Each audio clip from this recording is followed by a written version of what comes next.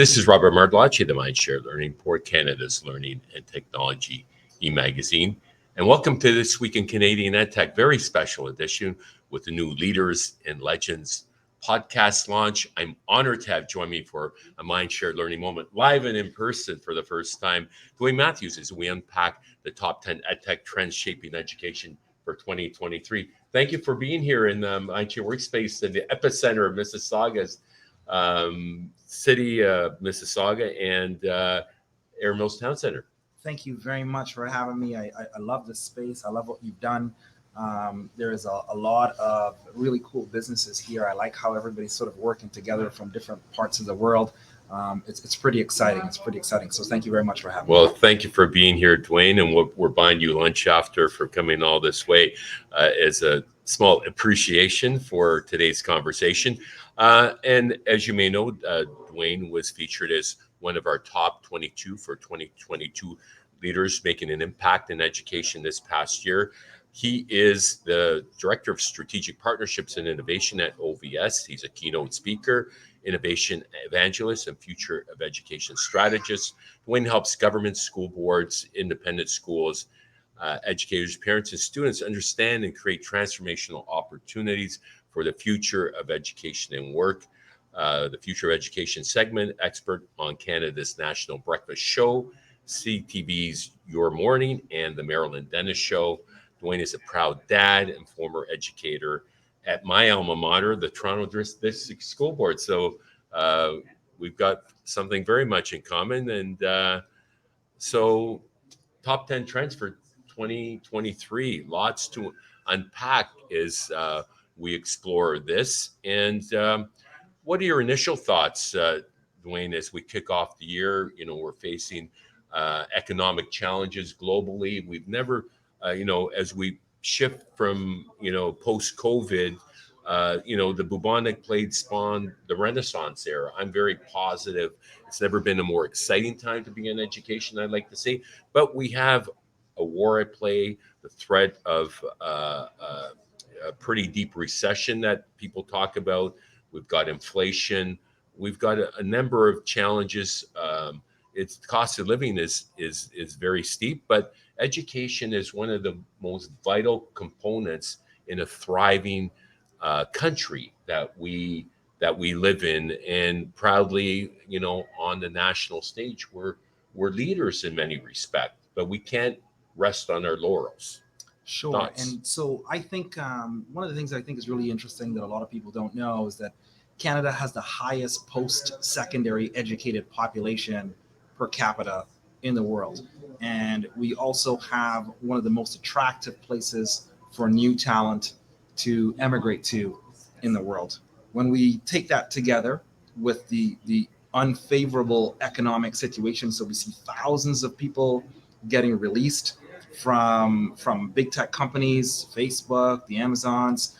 All of these people have a lot of skill set, a lot of ideas, a lot of know-how, and a lot of them have about 6 or 7 months of runway. So typically what I think happens in these scenarios is people go, they look for jobs.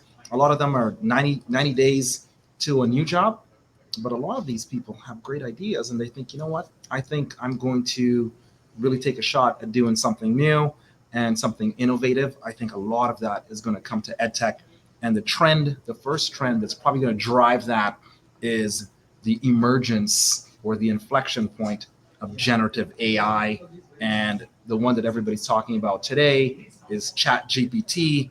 The one that I believe everybody's going to be talking about tomorrow is Google DeepMind Sparrow. I think these two companies, if they integrate ChatGPT and Sparrow into all of their products, that's probably almost 100% of the future of work is going to have this integrated. I think it's going to have a very profound impact on education.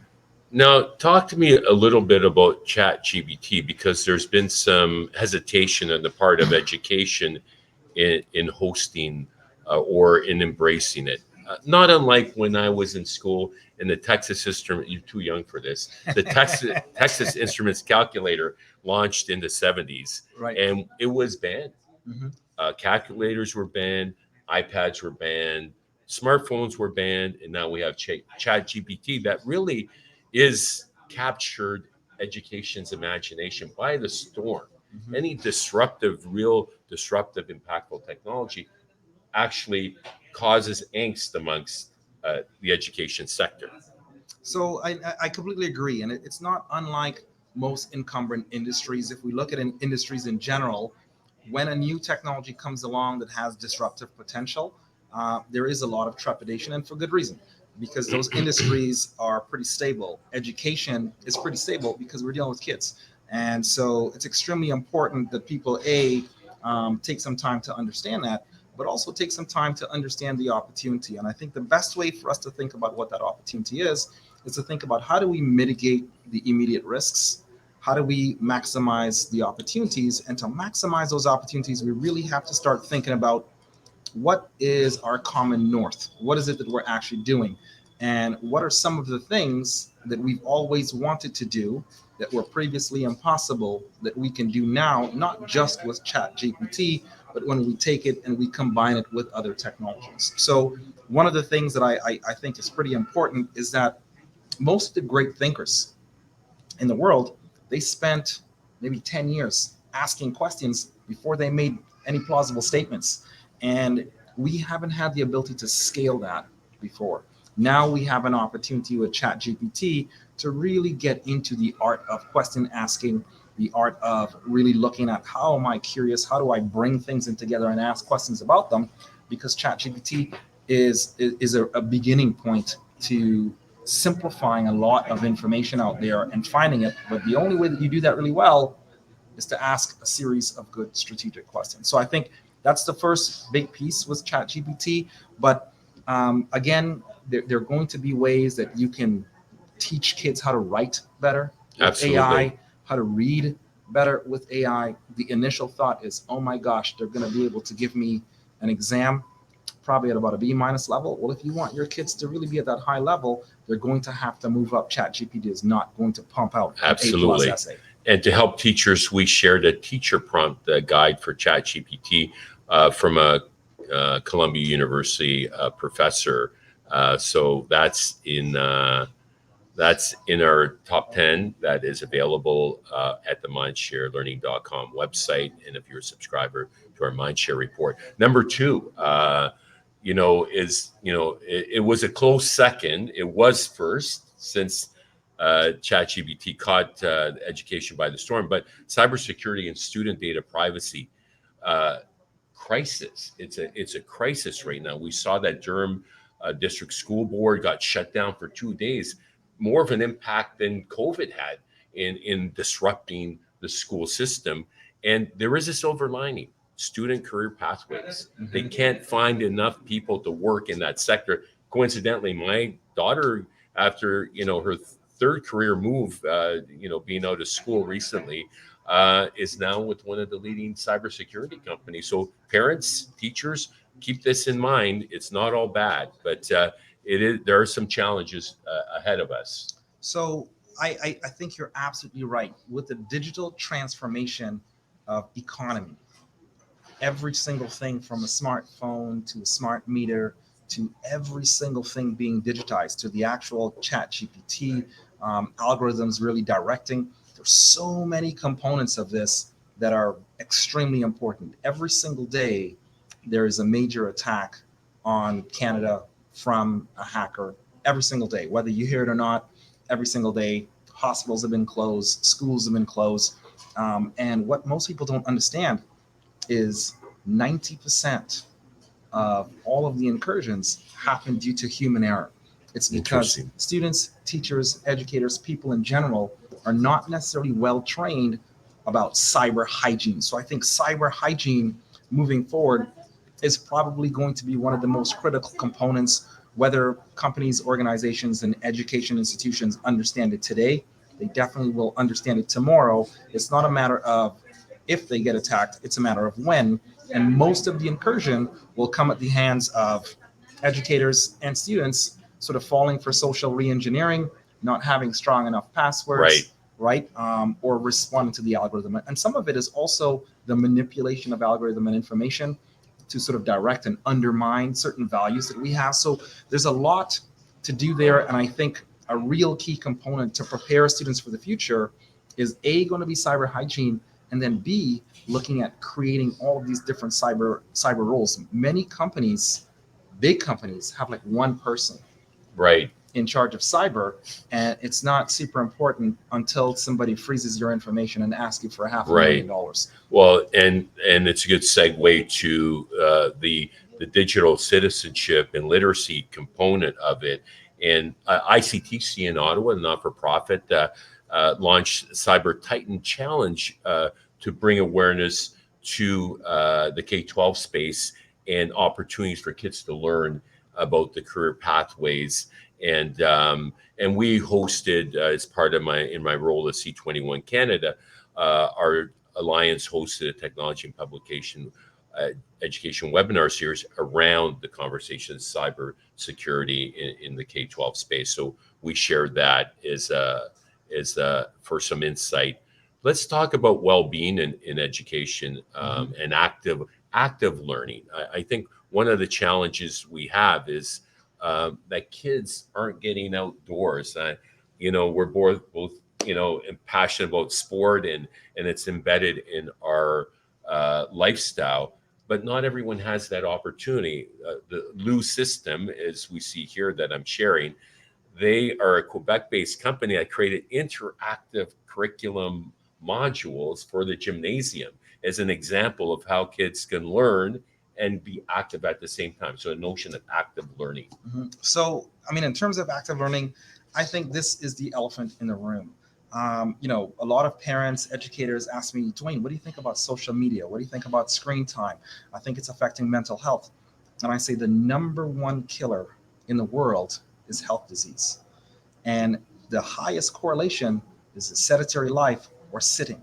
If you imagine we take a child for 6 hours a day, 192 days, and we make them sit for the first 20 years of their life and then tell them that they have to go sit into an office. So the number one killer of human beings on the planet is sitting, and that's what we actually force our kids to do. So I think this, as we start to understand more about the relationship between health, movement, and learning, we're going to start to realize that we have to embed this in. There's something called the ultradian rhythm, which is like a 90-minute upload time, and then we need like 20 minutes of flat consolidation time. And so we know that if kids are sitting for longer than 90 minutes, they need to move. And it's the best way for them to learn. When they go through that consolidation time, they actually remember everything backwards. When they go to sleep at night, they remember everything forwards. Now that we know and we have all this information, we have to respond. We can't literally sit down and say, well, we're going to leave the kids sitting anyways, because the actual correlation between heart disease, heart disease, number one, more than COVID, more than war, right? More than climate change, it's the number one killer of human beings. And the direct relationship is a sedentary sitting lifestyle. So we have to start training our kids differently, to think differently. And we're doing it right now. We're both standing. For the record, we're standing. I love standing. It's important to mix it up. And in our workspace, we have different levels of seating. And this mimics the classroom of the future that we're going to touch on shortly. So we're very mindful of this. I remember seeing a report out of Saskatchewan where a math teacher had treadmills in the back of the class.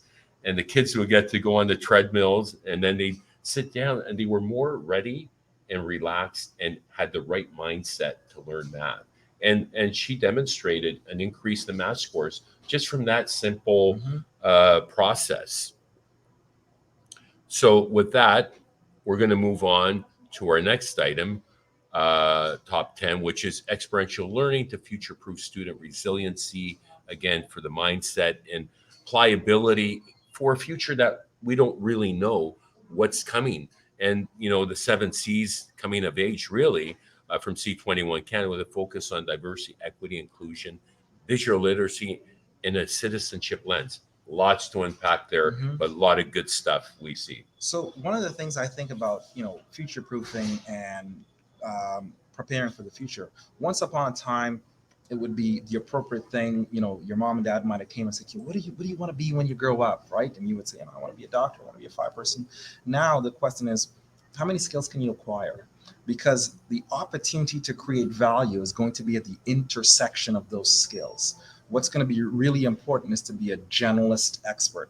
So to do that, you're going to have lots of experiences, because it's not just about the academics, but it's about where are those things applied and how can I take these skills and port them into different situations. And I have to get very, very comfortable with that. I have to be very, very comfortable with, I may be in this industry today, in a completely different industry tomorrow. And it's not because I identify with, I am a doctor or it's that I have a series of skills and I can. Now, in terms of diversity, equity, and inclusion, I think this also becomes important, because as we become a global society, being able to understand cultural codes and being able to connect to cultural codes and see challenges that have already been solved in emerging countries is going to be really important. A big part of human evolution has really been around how have we, how have we created these intersecting opportunities to create new opportunities, new industries, or new value. And so I think that is, I call it the back to the future strategy. I think that back to the future strategy is going to get more important. And it's interesting with the significant layoffs we've seen in our economy today, that you need that agility. And the reality is, I'm on my third career. Mm-hmm, mm-hmm. Our leaders of tomorrow are going to face, the estimate 5 to 8, could be higher. But the gig economy, entrepreneurship is something that we've embraced, and it's being embraced in education. It's really about solving challenges. Mm-hmm. The sustainable development goals, which we'll talk about, we're very much aligned with that through our contests and other initiatives. But kids want to make an impact with their future careers. In the back in the day, we wanted a job. Our next generation are interested in making an impact. And this is where career counselors don't appear to be up to speed on the realities of what's coming Mm-hmm. and the job opportunities that exist. No, I would agree with a lot with that. And a big part of that is the disconnection between industry, the disconnection between innovative startups and education. I think is something that really has to be bridged. There really has to be a connection point between education, employment, startup, and entrepreneurship, just to get a sense of, what's out there, what's possible, and what could be possible based on technology. One of the things that, I was delivering a keynote and someone said, chat GPT and it's this and that. I said, if it doubles every 2 years and it goes into every single piece, I go, what you have to start thinking about is what is actually possible with computer storage doubling every 2 years, computer processing doubling every 2 years, and that being translated into some kind of a mobile device. And if you sit down and you start to go through that experience about what's actually possible, now you start thinking, okay, it's not that we can't see anything. We can see something, but we know that these particular types of skills are going to be important, and we really have to double down on those. Well said. Number 5, emerging agile online learning models. It's about using the right tool at the right time. And the Contact North has done a nice job in providing a update to their book, Teaching in the Digital Age, with Dr. Tony Bates. Talk to me about the online learning during COVID was not elegant when you're a grade 2 student and parents were required to be by their side. But the reality was that it was crisis learning at its best. Mm-hmm. Without the technology, there would have been minimal learning. They'd be sending paper packages with worksheets to kids' homes, but that wasn't the option, the Right. real option. So getting beyond this, that we see some emerging models, and you know, um, you know, it makes sense. We see Dr. Ron Austin, Dean Emeritus from York University, who's on our board, shared his seven models of online learning. The reality is, it's about using the right tool at the right time. And you're immersed in online learning. It provides agility and options, and it caters to lifestyle, because it comes down to customer service Mm-hmm. and the learner, the personalization. So, Thoughts? so some of the things with online learning is it is not the replacement of one size fits all, which is what we have now, with another one size fits all. It really comes down to personalization and the different needs of the person. So, for example, if you have a geographic barrier, You live in a neighborhood where the school doesn't perform very well. You live in a neighborhood where the schools aren't science-based or math-based, but you are. You live in a country where your education system is not accepted by the universities that you want to go to in the world.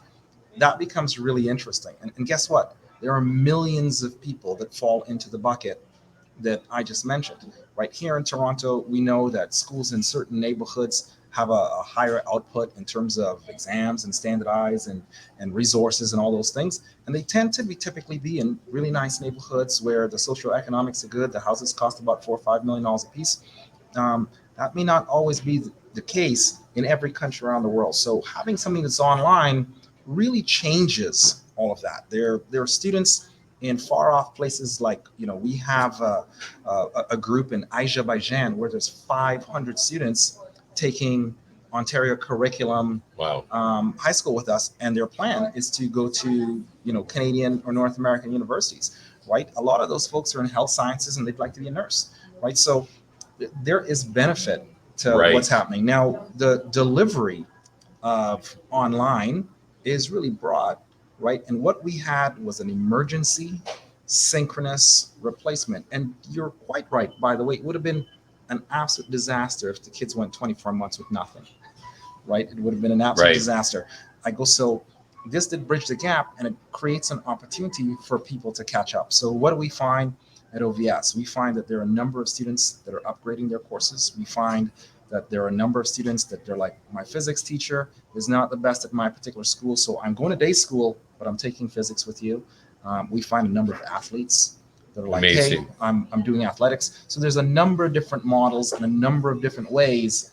It really is about creativity and thinking about, again, what is the common north? What does your customer want, and how do you get that to them? And the disruption that's occurring. I shared an example with you.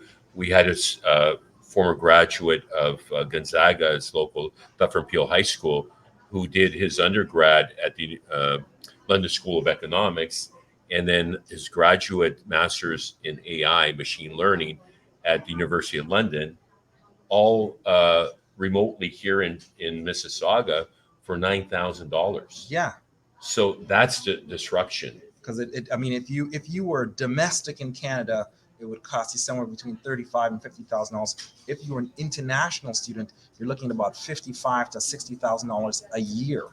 So to be able to do that at $9,000, it's profound. And, It's and a this is profound difference. and this is where we're sharing this to help career counselors understand there are great options, affordability options, and incidentally, Clive, who was here from now living in New York, works for the NFL, landed his dream job after completing this master's in machine AI and to help player safety with the analytics. They have sensors built into the helmets now to view that. So moving on to number 6, school and classroom design thinking that inspires creativity, ingenuity, and problem solving. What we have here, what you've seen, is an example of a classroom of the future, and we see that really helping solve some of the motivational challenges and engagement challenges that we see in schools today. It's not about the straight road test. And there was a return to that during COVID, and it harkens, whether or not they've gone back. Dr. Steve Jordan, who we know well from the University of Toronto, talked about the threat of the great snapback. Mm-hmm. Teachers wanting to go back to the way it was without technology. Sadly, that's happened in a lot of regions of Canada. How do we mitigate that? Talk to me about the impact of classroom environments. You, as a former TDSB teacher, would know that's your wheelhouse. So I think, I'm just going to go with design thinking. I think design thinking is absolutely brilliant. And I know that the folks at Stanford sort of, they've coined the term That's and right. really put a framework around it. But if you look at kids learning, you see that they've been following a design thinking framework for quite some time. There's been an explosion of kids learning things on their own online, right? So, there's been an explosion of the arts, people learning how to dance. Like when I was younger, there was a handful of us that knew how to dance. Now, there's 8-year-old kids in Japan that could dance way better than I was ever able to break dance in all my years of breakdancing. And so that's all through the internet. What do? They first they go through a design thinking process. They get familiar, they empathize, they define, they think about what they want to do, they ideate, right? They create community, they test it, they throw it out into the market, see what happens. Kids are doing this, with drones, with basketball, with sports, with medical students, right? So this is already happening, and I think schools really need to If they embrace can embrace it.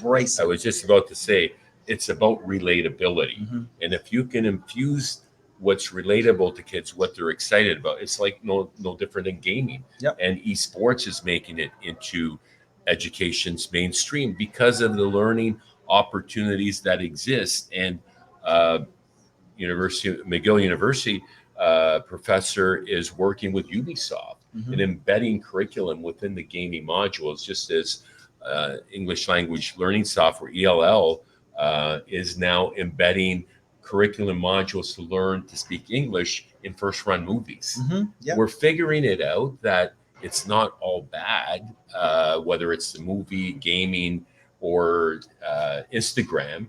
There's learning opportunities. How do we prepare our teachers for a future that doesn't exist? We're developing a program to go into faculties of education to help upskill them Mm-hmm. in knowing what the latest trends are, just as we're talking about. Talk to me a little bit about that challenge around education keeping up with the trends, because it does move at a pace that is exceeds their ability to. It's like drinking from a fire hose, right? Mm-hmm. There's so much going on. Well, I think the big challenge is that the identity of a teacher in the past was the gatekeeper of knowledge. And so if when I was younger, I thought my teacher knew everything, which wasn't true. It was a bit of a myth, but that's what I thought, right? When I taught, that's what people thought. They're like, "Oh, you're a teacher, you must know that." And I'm like, I don't know that at all, right? Like I'm literally 5 steps ahead of your kids, trying to figure out something or trying to learn about a new thing. And so it really is to embrace the teacher as the learner and the guide. The teacher really being open and honest to say, I don't have all the answers. We're going to go through and learn this together. And this is the process. The learning how to learn and then having the discipline to persevere Well is said. what becomes really important. And so as you start to have that, it gives you the flexibility, because the resistance is I'm going to be exposed as not being an expert. But once you take that away and you say, you know what, I'm a lifelong learner as well, and I have a framework in which to pass all of this new stuff through, then when I get something new, I can say, okay, well, let's pass it through the framework and let's see what we come up And with. let's problem solve it together. There you go. I heard of a recent study where a superintendent said, we are told by high school students that the teachers don't have the technical skills to teach them how to use technology. Mm-hmm. As you just described, problem solve it together. In the room, that my philosophy is the smartest person in the room is the room. Right. And teachers need to embrace that mindset, because that's when you get beyond that barrier of teacher knowing everything and the pressure that they feel. I know a lot of teachers feel the pressure around not knowing Mm-hmm. the tools. That a teacher on average comes across 100 different apps a week. Yeah. Yeah. How can we expect a teacher to be an expert in well-being, an expert in EdTech, and do their job? Right. It's not realistic, is it? No, it's not realistic, and particularly too because of the actual situation of the teacher. Right, teachers. When I taught, I would be in my class with 30 children for like 6 years, 7 years. So the exposure of what's happening outside, it's limited, right? It's very, Right. very limited. So the way to do that is really, like you said, to embrace becoming the active learner. I spent a lot of time saying to my kids when we started doing things in computers, I don't know what we're doing, but here's the framework, and we're going to go through this together, right? Let's try and empathize. Everybody go back and try and figure stuff out. Let's try and define what it is that we want to do. And then we go and do that, and we really focus on that process. And I think focusing on that process is what's going to be extremely important. Now, of course, they're going to be, you need to be a surgeon, you need to be a doctor. They're going to be these professions that require you to be extremely knowledgeable and know everything in that field. And guess what? There's technology to help you to do that as well. So to really start looking at how do we get very specific into what are the qualities, what are the competencies, what are the skills that these kids need that they can focus when they want to focus and say, okay, Right. I'll say this. One of the questions that I dislike is people say, what's your passion? Somebody asked my son, who's 13, what's your passion? I'm like, he's 13, right? Like, he doesn't really know what his passion is. He only knows what he's been exposed to. And so he needs to have the types of skills that will allow him to explore all the different things that he comes into contact with. Well said. And we'll be touching on assessments for the future and further down as we're nearing the completion of our top 10 trends. Digital equity and access to stable bandwidth, leveraging strategic partnerships with industry. One of the notable superintendents that I met at FETC, the Future of Ed Conference, which we're participating in next week, and I'm speaking at, talked about a partnership to solve a real problem. They had urban and rural schools. Urban internet was fine, rural was spotty, and they partnered with Elon Musk and Starlink, and had a satellite hover over the rural area so kids could get stable bandwidth. How creative and innovative was that? These are some of the partnerships that we need to forge in Canada because we have a lot of challenges around internet stability. I know the federal government is investing heavily. They've talked about 100% access in some form, but a dial-up connection isn't acceptable in this day and age for kids to learn, and teachers as well. You're living in a more remote area. Talk to me about this number 7 top 10. So I think this is extremely important. Once upon a time, many years ago in 2019, I did a project that was called Each One Give One. And we essentially worked with an executive at one of the large banks, and they bought something from us. And for every one that they bought, a student got. And so we were able to help a lot of classes this way, creating this kind of connectivity. Wonderful. But these private-public partnerships, I think, are really important. Right now, a lot of it is, no, you can't do any. You can put some rules around it, but you should definitely have these public-private partnerships because industry needs to get involved because their future is relying on these groups. We know that if we invest a certain amount into education, there's going to be a huge return on the other side. I believe it was 23-1.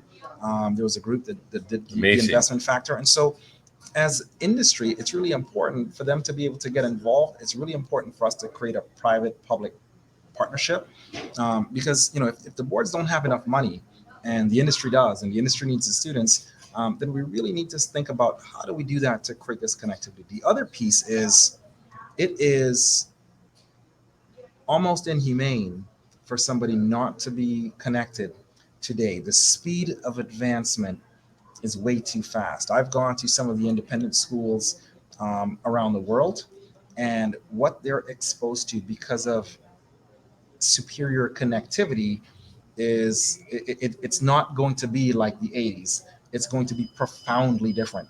And so we really have to make sure that that connection is there for fairness. The other is that there are lots of challenges that are solved by people in different places that don't have connectivity and need to get their voices in there to bring those solutions to the table. Absolutely. And it's not about being connected 24/7 all the time. We do need that break away from systems, but well said. And number 8, EdTech consolidation through M&A evidence-based research will win the day for EdTech solutions providers who are making an impact. Driving innovation through evidence-based learning was the theme of our conference that we held at McGill University this past fall. There's so many EdTechs out there. In fact, I share the top 200 here from Holland IQ, of which paper learning is a unicorn that emerged from Canada, and Phil Cutler, the CEO, is one of the co-founders of, and we're presenting, incidentally, our EdTech Award to them at FETC. They were the EdTech Company of the Year. It's not sustainable to have 500 EdTech companies doing business in Canada. We need some consolidation. There's some great, it's like a chess game. Thoughts on first of all, those that are making an impact and measuring the impact? Mhm. There was a not-for-profit in the US that talked about 85% of the EdTech installs not being successful.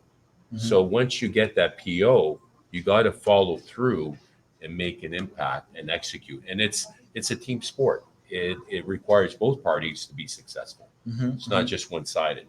So I think, if you look at any emerging industry, you're going to find lots of players come into the field. There's lots of excitement. You're going to find people that know what they're doing, people that stumble into what they're doing, and people that absolutely don't know what they're doing at all. And that's all great. And what eventually starts to happen is the winners start to emerge. The ones that have the most impact start to emerge. But they're not perfect and they need other things. And they'll look out into the world and realize that company over there might be a 10, $50 million company, and they have something that I think is profoundly important, and I can take it and bring it back into my engine and scale it and give that person an exit. I think you're absolutely right. I think in the next 24 months, we're going to see a lot of that. There are lots of large companies that are awash with money, and they need certain strategic pieces to make them a more complete product. And you're going to see them really grab some of those others. You're going to start seeing these relationships where some of the companies are snapped up and purchased. And I'm excited for it because it's going to be better for the students, it's going to be better for the teacher, and better for the industry altogether.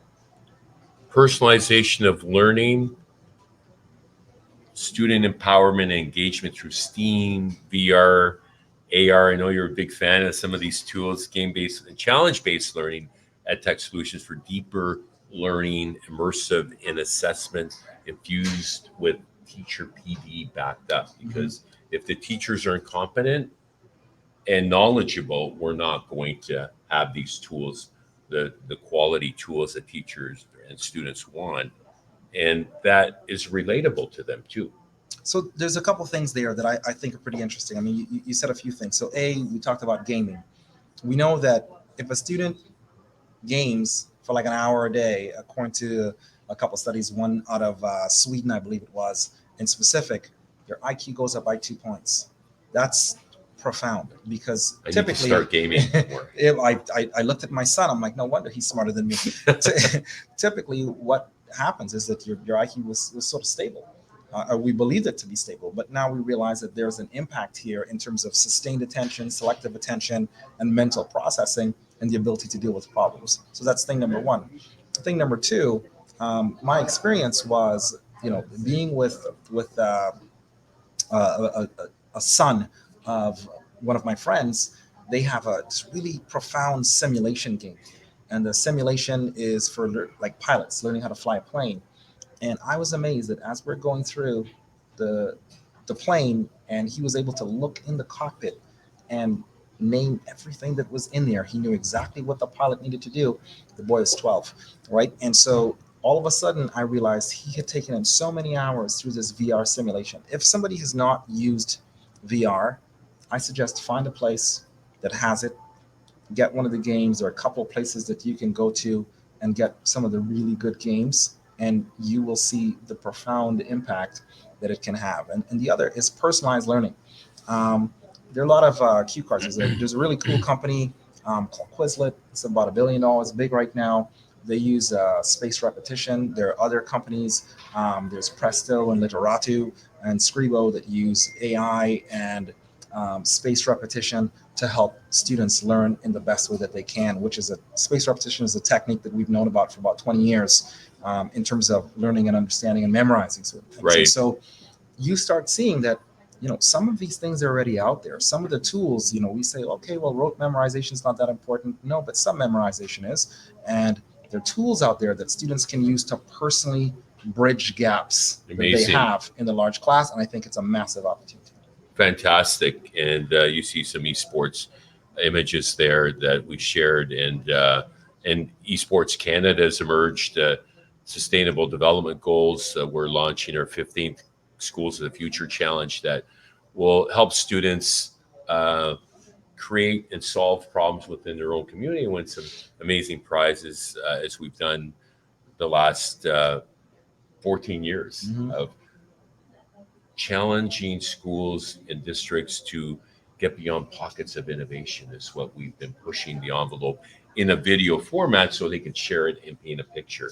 Number 10, last but not least, leading digital transformation through interoperability lens and the rise of cloud computing and data visualization dashboards for leaders and teachers are going to become more prevalent and make their lives more efficient is ultimately the goal. One of the goals, giving teachers back time, Mm-hmm. giving the ability for, and I know this happens in industry.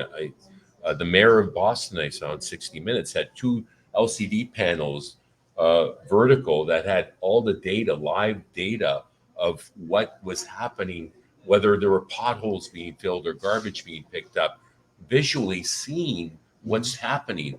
We need to really embrace some of the tools that really make sense for education today to be continue to be leaders. Interestingly enough, education, I understand, is more advanced than small business when it comes to uptake of technology. That is a fact. You are innovative, but it's just staying ahead of the curve and being there and using the right tool at the right time. Sure. And I think, I'm really, really excited about data visualization. The challenge with it is making sure that you're collecting the The right right data data. and you're asking the right questions, so you have a diverse group of people in the room to ask a diverse type of questions from diverse perspectives, and not just cultural diversity, but socioeconomic diversity, geographic diversity. I think those things are important. Just at OVS, we're able to see the back end of what students are doing, how much time they spend on our videos, how much time they're spending on certain questions. And from that information, you can start to see where someone's having a problem. Somebody could pick up the phone and call, say, hey, I noticed that you're having a difficult time with this, or I noticed that you need some help, or I noticed that all the students seem to be having a particularly difficult time right at this moment, something that we thought was amazing. And we realized, what, that needs to get done over. Like, that piece of information is not conveyed very well.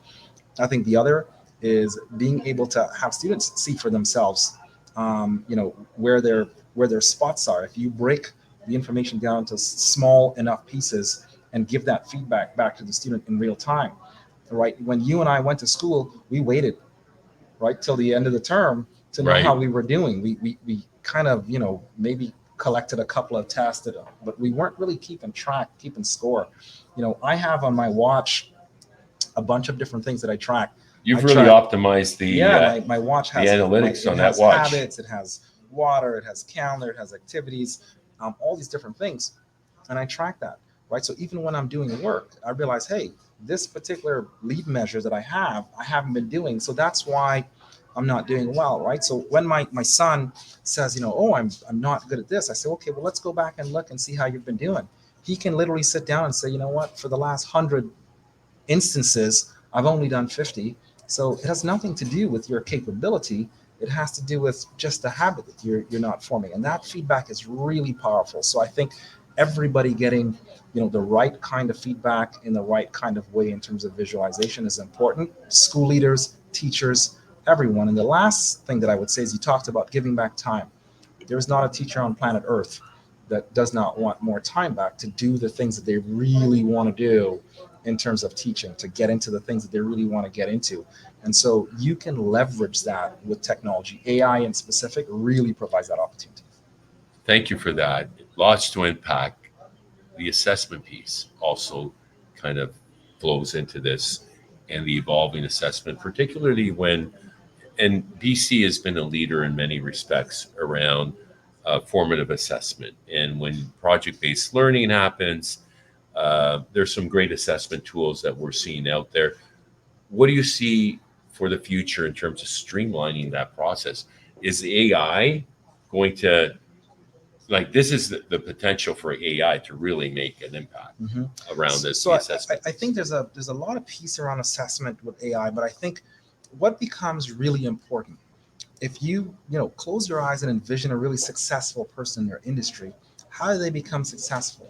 Is it because the assessment is external, or is it because the assessment is internal? The assessment is internal. If I go for a sports analogy or a sports anecdote, Kobe Bryant said, I took 600 shots every day. And if I didn't take the 600 shots, I took 1,200 the next day. I go into the fact that he's keeping score, right? He's assessing his own performance. He's figuring out these are the things that I need. This is the process that I need to get better over time. I think that becomes really important. So I think what's very important is to really put a lot of value on self-assessment as students get a bit older, Well and to said. have them track that, as opposed to, here's this human being that barely knows me, Right. right? That is giving me information. If I take that information, if I'm reflective on what it is that I'm doing, I can start to see how do I get better, and I can see that impact in my own reflection. So I would say one of the biggest pieces that I would say is all students should be reflecting, whether it be writing the reflections, videoing the reflections. They need to be able to reflect on what they're doing with real key measurements, right? What are my lead measures? What are my goals? How do I go against those? And where am I? If you're a professional in real life today, that's what you use to measure your own success. Somebody might come and say they're going to give you an evaluation and that kind of stuff. That does not have half as much weight in your own head as your own evaluation of yourself against particular goals that you have. Absolutely. Well said. So how did we do with our top 10? You know what? I thought the top 10 was really good. I thought it was a good pick. I was trying to think of Any missings? some other things. You can poke holes if Yeah, you no, I mean, let's leave it to anybody that's listening. Yeah. What are some of the things that we might have missed on this top 10? What are some of the honorable mentions, 11, 12, and 13, that we should definitely have thought about? I think, the convergence of technology is something that we didn't really Yes. address. The convergence of the AI with the visual, with the voice technology, with the custom vision. I think we're going to see some convergences that are going to give us an exponential leap. And that is really a spot where people are not able to see. I think that's going to have a profound impact on the next 24 months. Well, I'm going to be reviewing. I'm excited. Thank you for that. I'm excited to be reviewing glasses that will project my computer screen. Mm-hmm. The glasses will be the computer. You project the screen visually, and then like a hologram, and then you have a keyboard and a mouse. Yep. So this device will go away. So that's here now. A few years ago, Mm-hmm. I had the opportunity to put on Microsoft's HoloLens 2. Right. And that changed my view on everything. Just being able to see it, being able to interact with it, that changed my view on everything. It was super expensive. I think, you give it 24 months, it'll come down by an order of magnitude. 24 months, it'll come down by an order of magnitude. And I think that, I know, everybody's been waiting for Apple to deliver on something. And they seem to I thought a car, perhaps, an electric car. They have some glasses that they seem to be sitting on quietly, and there's a lot of excitement around what that is. So I think there's a lot of convergence. Now imagine that with voice technology, with an actual digital assistant that's sort of like Friday on Marvel, and you start to realize that we do have an exponential leap in terms of what the world of work looks like and what's coming next and how we prepare students. With that, thank you so much. Exciting times ahead for education. I'm grateful of you joining us here today at the MindShare Workspace in Air Mills Town Center. This is the first in our Leaders and Legends EdTech series with Dwayne Matthews, one of our top 22 newsmakers this past year in education. A legend in my books, proud former educator from the Toronto District School Board, my alma mater. And Dwayne, thank you again for your time, and look forward to perhaps doing this on a more regular basis. Thank you very much for having me. Thank you very much for the kind words. And you know what? I'd love to do this on a more regular basis. Thank you very much. That was Dwayne Matthews, the first in our Leaders and Legends series. My name is Robert Martellacci of the MindShare Learning Report. Be sure to check out www.mindshare Learning to get your latest issue. And until next time, stay healthy, stay safe, and keep the learning curve steep.